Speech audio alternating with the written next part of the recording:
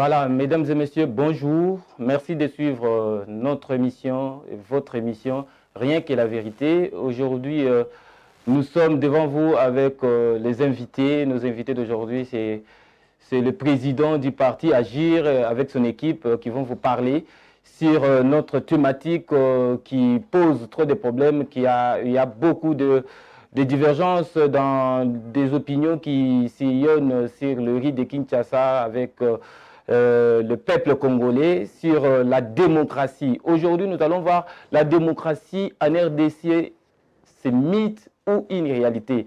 Nous allons parler avec eux, ils vont nous expliquer, nous démontrer, commenter, et ça sera une bonne chose pour notre jeunesse aujourd'hui. Monsieur Yannick Loukoussa, vous êtes président du parti Agir, parti politique qui vient de naître ici à Kinshasa, en République démocratique du Congo en général. Bonjour. Bonjour, monsieur le journaliste.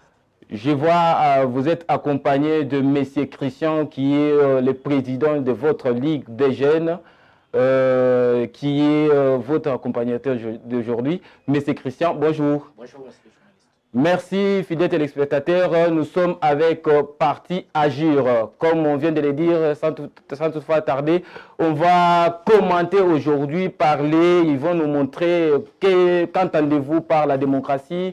Quel est le rôle des démocrates qui s'est dit politique aujourd'hui et tout. Et ça sera une bonne chose pour notre civisme, notre vie citoyenneté, notre citoyenneté aussi. Et la jeunesse aussi doivent comprendre quelque chose par rapport à ça. Aujourd'hui, monsieur Yannick Loukoussa, il y a une différence qui se montre dans les rues de Kinshasa entre démocratie et constitution. Est-ce que vous pouvez nous dire quelle est la différence qui existe entre démocratie et constitution?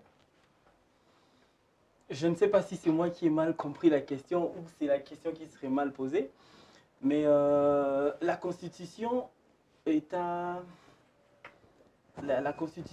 document, si on peut dire ça comme ça scientifiquement. La Constitution est un document dans lequel se trouvent les textes ou les lois des bases qui régissent une nation. Alors que la démocratie, elle, c'est une forme de l'État, c'est une forme de l'organisation de l'État. Et scientifiquement, on peut dénombrer plusieurs formes de démocratie, mais pour le cas de notre pays, qui est la République démocratique du Congo, nous avons une forme de démocratie qu'on appelle la démocratie représentative. C'est comme ça que nous avons un Parlement, un Sénat et nous avons les institutions de l'exécutif. Donc, encore une fois, je ne sais pas si c'est moi qui avais mal perçu la question. Disons que faire une différence entre la démocratie et la Constitution, il n'y a pas vraiment, il n'y a pas un grand lien. Par contre, l'un peut accompagner l'autre dans la mesure où, comme je vous ai dit, la démocratie est une forme de l'État. Donc, pour le cas du Congo, nous avons une démocratie représentative avec un Parlement qui a dedans l'Assemblée nationale et les Sénats.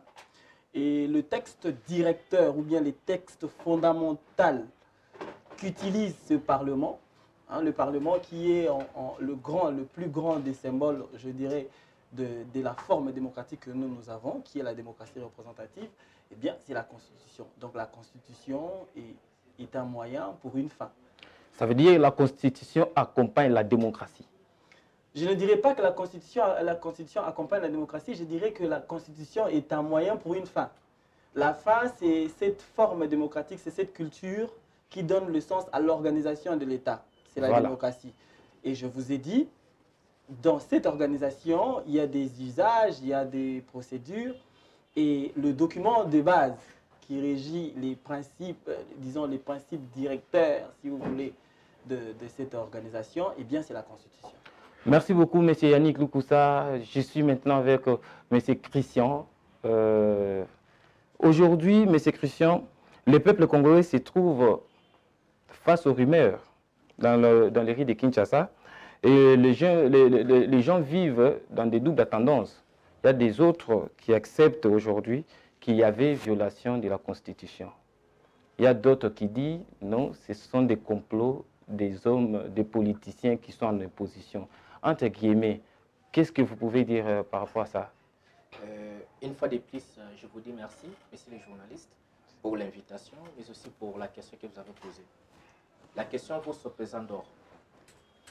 Nous nous posons des questions si réellement la fameuse requête qu'avait écrit Maître Pasteur, acteur politique Théodore Ngoui, trouve une censure ou trouve une pondération du point de vue juridique.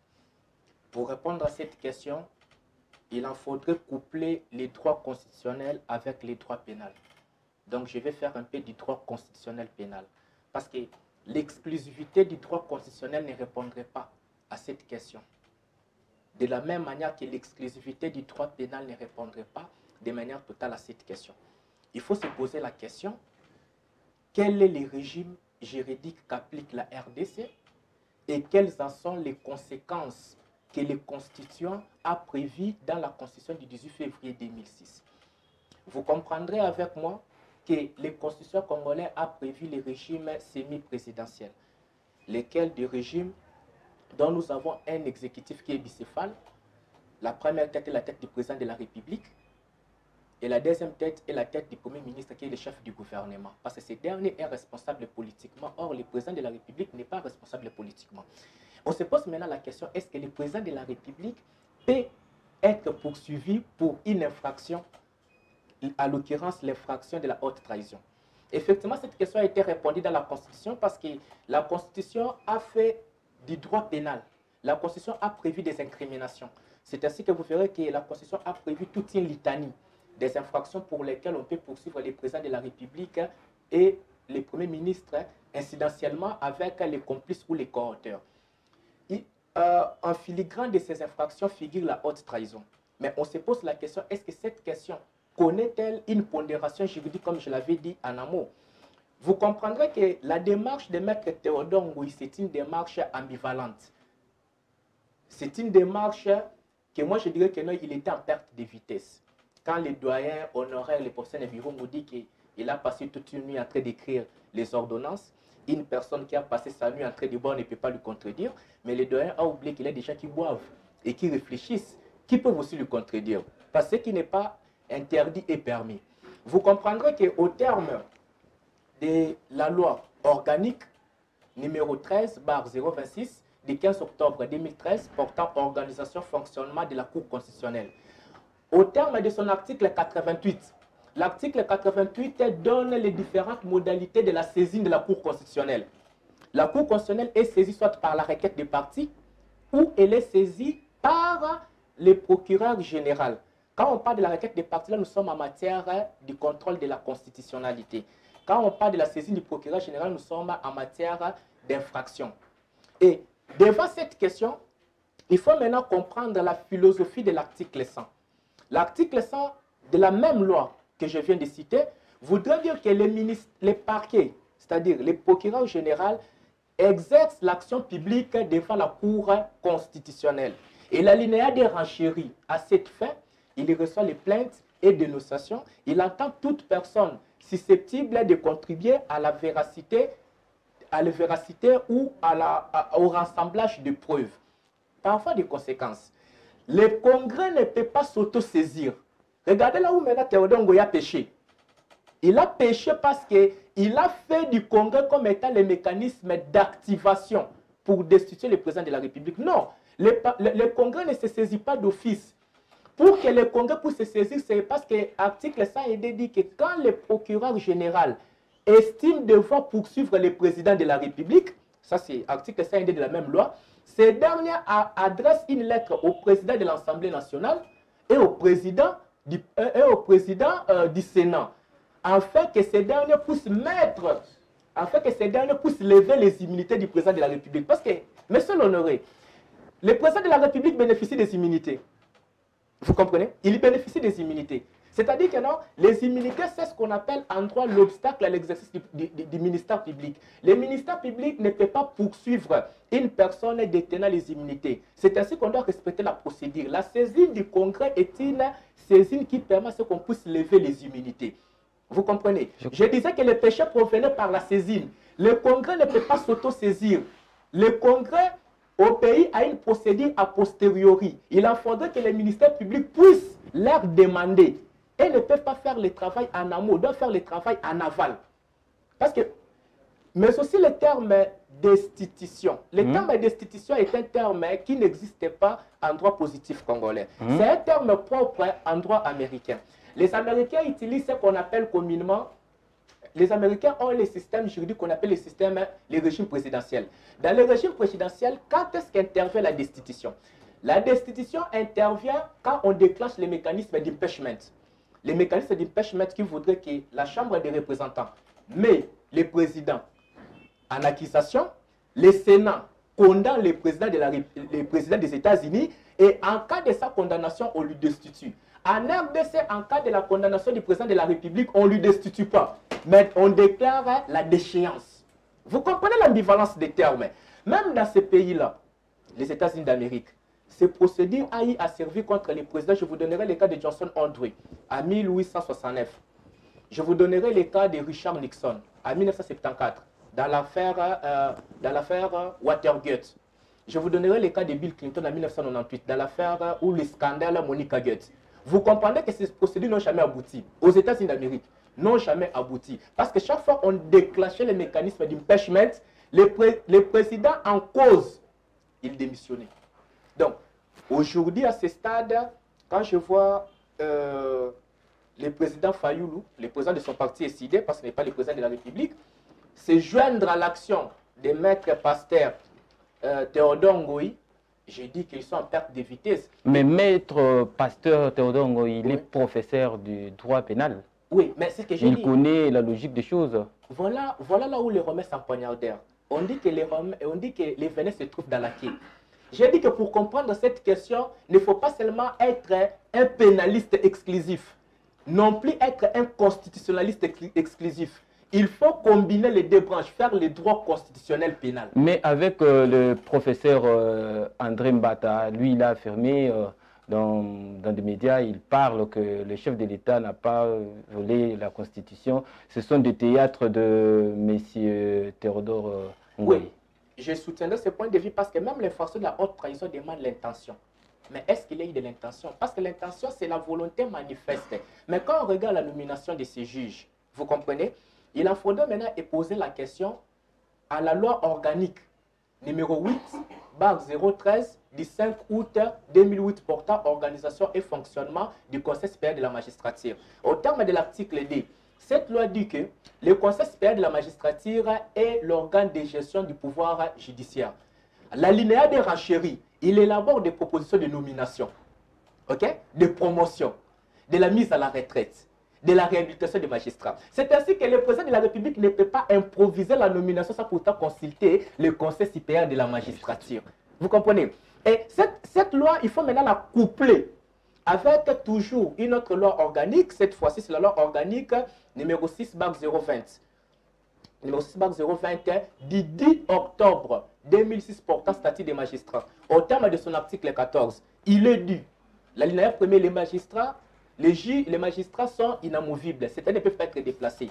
L'alinéa dit que non, ces derniers peuvent être déplacés, premièrement, en cas d'une demande dûment motivée, en cas d'une promotion ou en cas de raisons liées à ses fonctions qui doit informer à son chef hiérarchique, lesquels des chefs doivent informer au Conseil supérieur de la magistrature. Et si dans l'hypothèse la plus absurde, on peut retenir la qualification... Ça veut dire dans ces cas-là, quand tu nous parles ainsi, les dossiers de 2 juges de la Cour constitutionnelle qui ont été transférés à la Cour de cassation, on n'en parlera plus. Non, mais je vous fais comprendre que si on devait, par hypothèse, par impossible, si on devait chercher à qui imputer la faute, moi je dirais que c'est au Conseil supérieur de la magistrature, parce que c'est l'organe de gestion. C'est le Conseil qui fait des propositions de nomination. Merci beaucoup, M. Christian, fidèle téléspectateur. Vous avez compris comment M. Christian il a détaillé la situation au lieu de rester toujours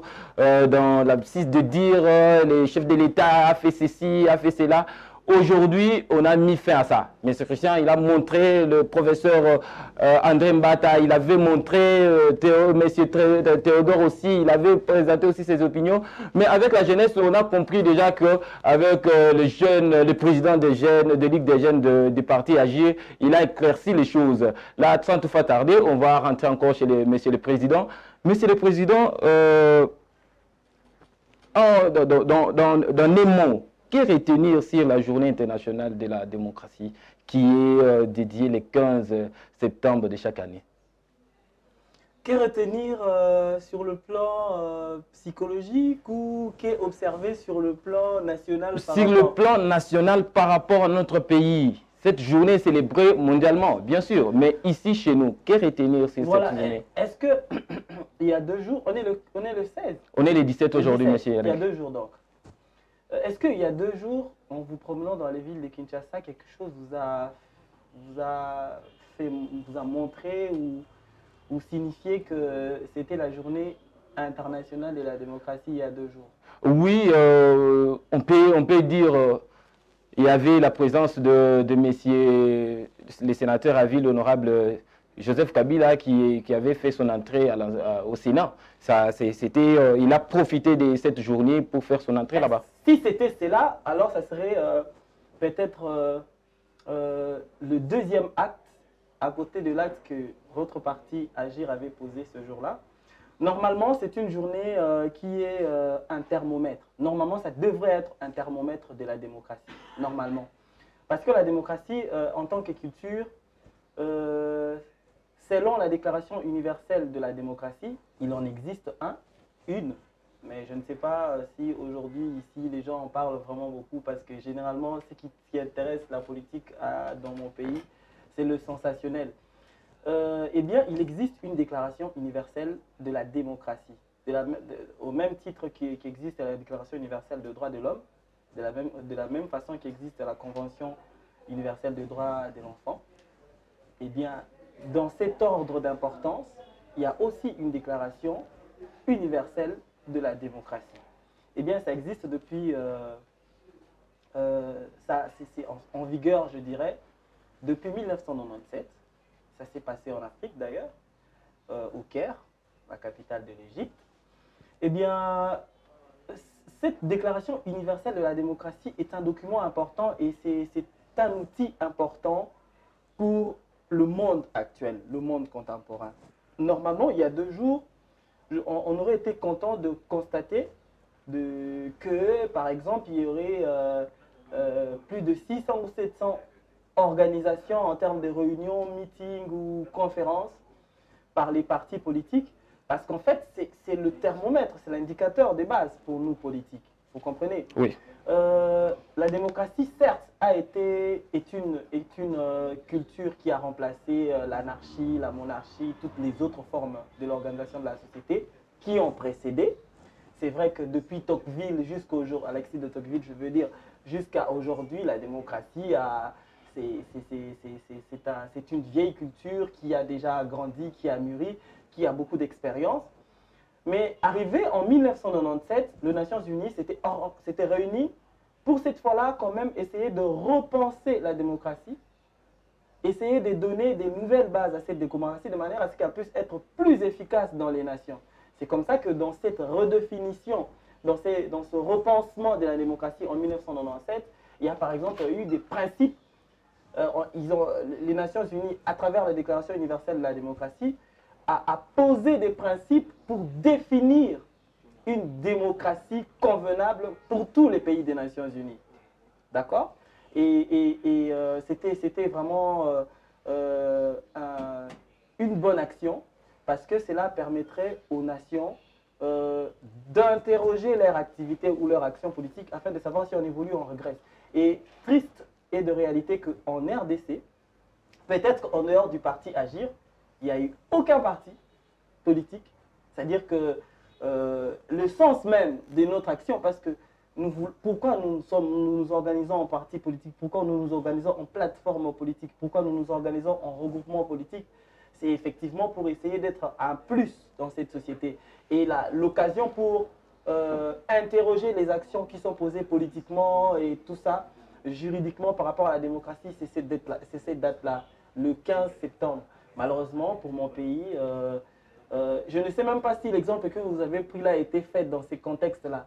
Je ne sais même pas si on posait la question à la personne que vous avez citée. Je ne sais même pas s'il se serait souvenu parce que je sais qu'il a dirigé 18 ans et je l'avais moi personnellement jamais vu dire un mot ou célébrer un 15 septembre quelconque. Moi personnellement, je ne l'avais jamais vu. Mais alors que la Déclaration universelle de la démocratie a fêté 23 ans. C'était le 23e anniversaire de la Déclaration universelle. Ça veut dire que si il le pensait, comme vous l'avez dit, vous lui avez donné quelque chose de tellement pertinent, de tellement important, je pense que si c'était lui-même, s'il avait fait lui-même en connaissant la situation, il aurait peut-être dit un mot, ou il aurait peut-être fait un commentaire, ou la presse aurait fait un commentaire. Mais je ne pense pas, parce que je sais qu'il a dirigé pendant longtemps, je n'avais jamais vu faire, ou même assister à une organisation invitée, comme en tant qu'invité et entrer à la Déclaration universelle de la démocratie, ou même à cette activité-là. Donc voilà, ça ne m'étonne pas, et c'est triste, malheureusement. La Déclaration universelle de la démocratie est un petit document, hein. Ça a juste 3 parties, et le principe de définition, c'est juste 8. C'est juste 8 définitions. Merci beaucoup, Président Yannick Loukoussa. On reviendra encore à vous dans un instant, qu'on finisse d'abord avec votre président de la Ligue des jeunes, M. Christian. Monsieur Christian, avant de vous séparer avec nous, avec les téléspectateurs qui vous suivent à ces moments, je vais vous poser une simple question et vous allez nous répondre et puis vous partez pour recevoir votre collègue qui est derrière vous. Depuis 2006, après le référendum, la RDC est à l'apprentissage de la démocratie. Est-ce que réellement, selon vous, notre CENI, qui est institution d'appui à la démocratie, est-elle réellement apolitique dans notre pays? Merci beaucoup, messieurs les journalistes. Les questions sont vôtres, les réponses sont miennes. Vous êtes dans les droits de me poser n'importe quelle question. La question, elle est tellement fondamentale parce qu'elle trouve une réponse du point de vue ontologique. Il en faudrait comprendre que normalement, la CENI ainsi que la CESAC, parce que la Constitution en prévoit des institutions d'appui à la démocratie. Ce sont des institutions qui doivent être indépendantes. Cette indépendance doit être du point de vue politique pour éviter les pesanteurs. Mais quand vous regardez les paysages politiques congolais actuels, il y a la caporalisation. Il y a la caporalisation de la CENI. Cet aspect des choses, au lieu que nous fassions un pas, nous fassions 1000 pas en arrière. Parce qu'aujourd'hui, vous verrez que la plupart des acteurs politiques se convergent ou se concertent avec des leaders religieux pour permettre à ce qu'ils puissent faire passer une personne de leur obédience moyennant contrepartie. Moyennant contrepartie des faveurs. Normalement, c'est la corruption déjà qui existe. Donc vous verrez déjà que quand la CENI n'est pas indépendante, elle ne sait pas mener une démarche du point de vue objectif. Le résultat sera chaotique. Moi, je pense qu'on doit rentrer dans les systèmes classiques. Normalement, dans des pays de vieille démocratie, qui organise les élections? Mais c'est le gouvernement. En France, qui organise les élections? Mais c'est le gouvernement. C'est le gouvernement. Mais nous, dans notre pays, on n'a pas voulu faire le gouvernement confiance parce qu'on sait déjà quel type de gouvernement que nous aurons. Et on pensait créer une entité qui devait être distincte, mais cette entité s'est vue être absorbée par la volonté politique. Moi, je pense qu'à un certain niveau, la RDC, 60 ans après, nous sommes appelés à avoir la maturité. Si nous n'en avons pas, faisons même une maturité par provision. Improvisons même une maturité. Je pense qu'il va de l'intérêt de tous. Il va de l'intérêt de tous que la CENI puisse être une institution indépendante telle que proclamée par la Constitution. Et alors, d'après vous, la CENI, cette institution, la CENI, est-elle apolitique ou pas? Mais la CENI, ma réponse sera graduelle. Il y aura des niveaux. Au premier niveau, je vous dirais que la CENI, du point de vue légal, est apolitique. Mais du point de vue fonctionnel, la CENI est politique. Merci, merci, monsieur Christian. Fidèle téléspectateur, vous avez compris ce que monsieur Christian vient de dire. Ça veut dire, entre guillemets, vous savez déjà, la CENI, du point de vue de la normalité des choses, est-elle apolitique. Mais ce que nous vivons avec des divergences de point de vue, des sorties médiatiques de quelques acteurs politiques, ça ne nous rassure pas que réellement que la CENI est apolitique. On reviendra un jour sur cette matière et puis on va comprendre comment la CENI fonctionne, quelles sont les attributions réelles de la CENI. Nous allons rentrer un peu à la régie avec M. Darbel. Elle va nous balancer et puis on va prendre notre invité qui va accompagner le président, M. Yannick Loukoussa.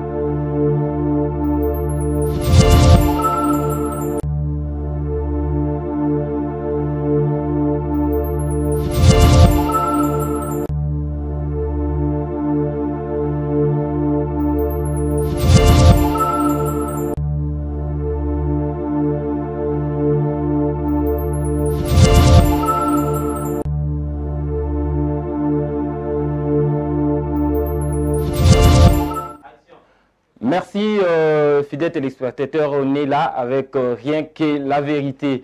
Nous avons reçu maintenant M. David Mutumungu. Il est porte-parole du parti Agir. Il a accompagné son président, qui est M. Yannick Loukoussa. M. David Mutumungu, bonjour. Bonjour, monsieur.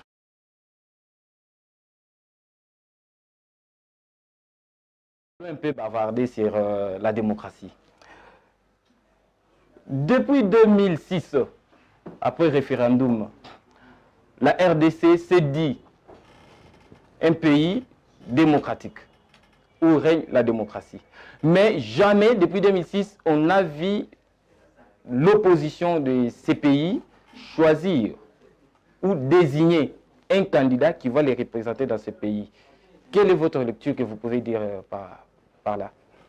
Bon, premièrement, je tiens d'abord à vous remercier pour votre invitation. Merci. Et deuxièmement, je salue la belle intervention et surtout l'intervention intelligente du président, ensuite de notre président de la Ligue des Jeunes.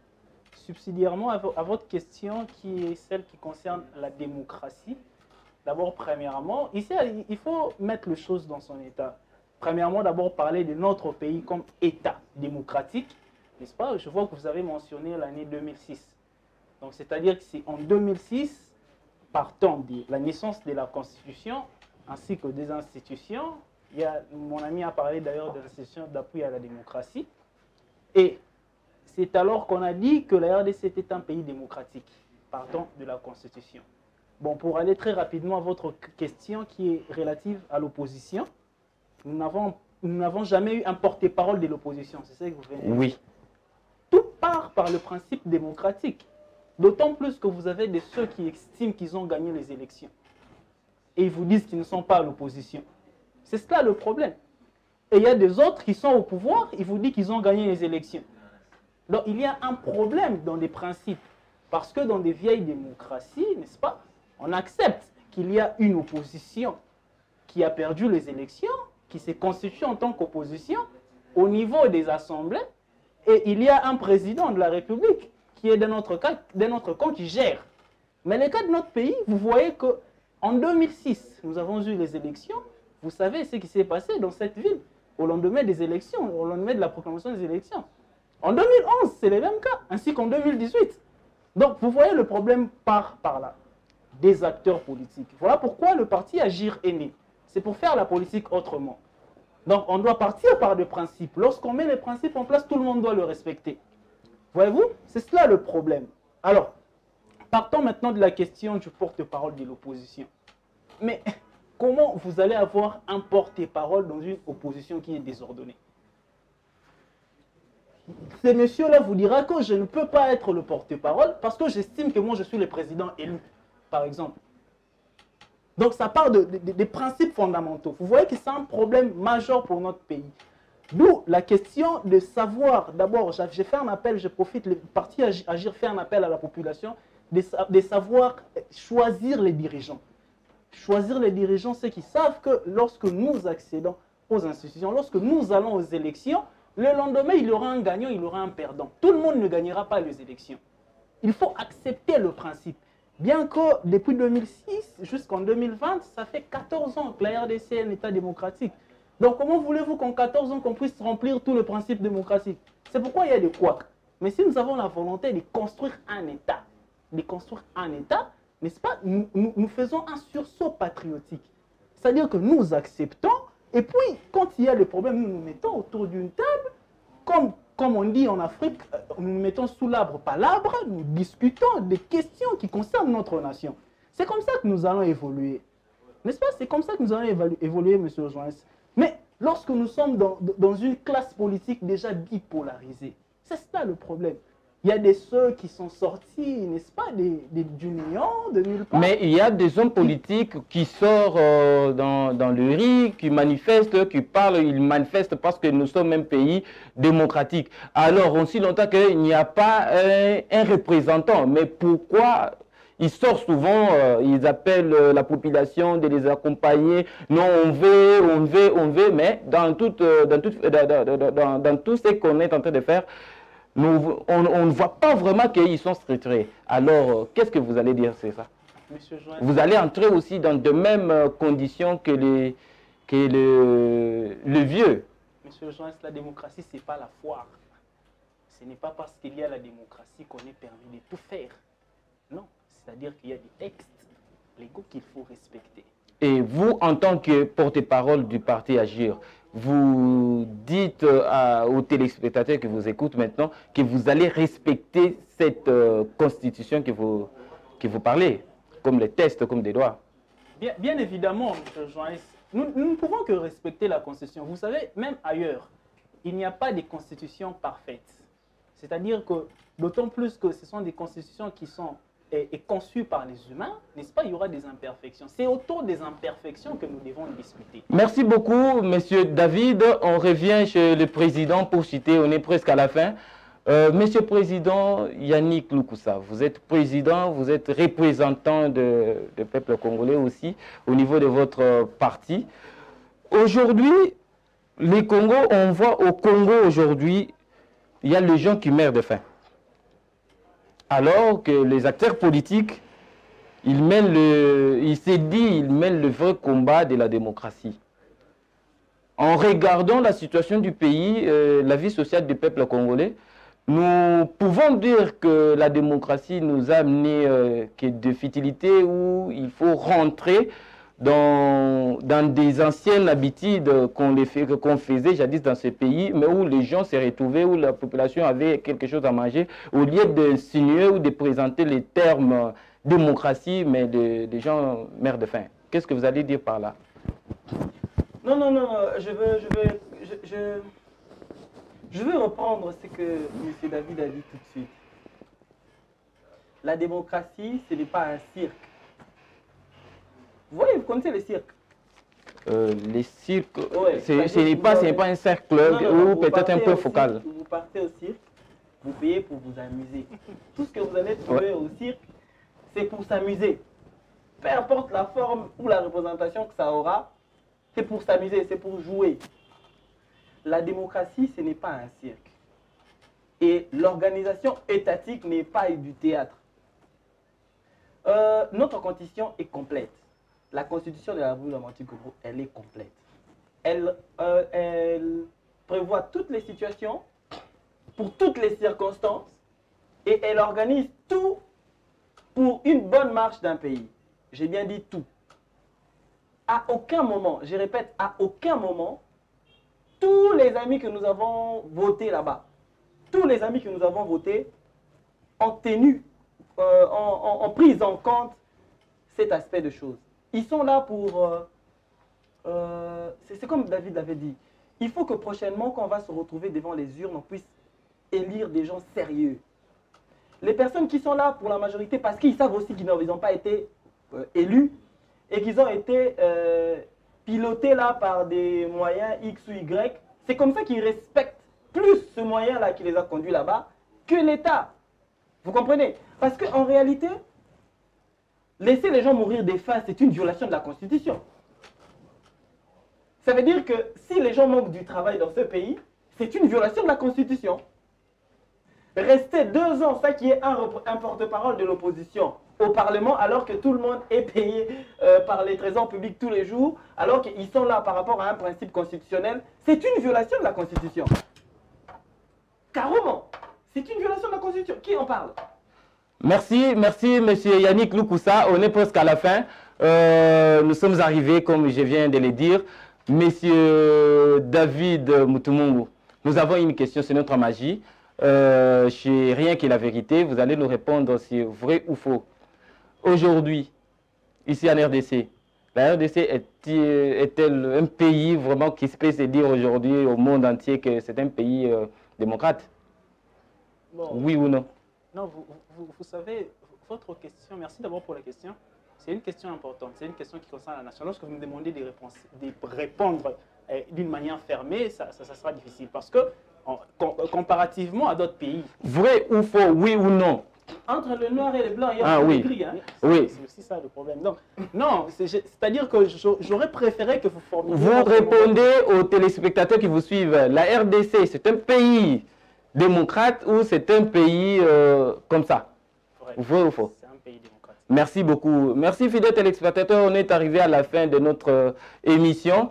Merci de nous avoir suivis à l'intégralité de cette émission. Nous disons merci à la régie. Il y a M. Darmel, M. Josmi qui a fait que entre moi et vous, qu'on soit en interaction. Et puis je dis merci au caméraman M. Dieudonné et M. Dié qui a été avec nous, qui nous a aidés pour que nous puissions être en direct dans ces moments. Nous allons rester. C'est Bomoko Média qui est votre chaîne qui vous fait du bien. À la prochaine. Merci beaucoup.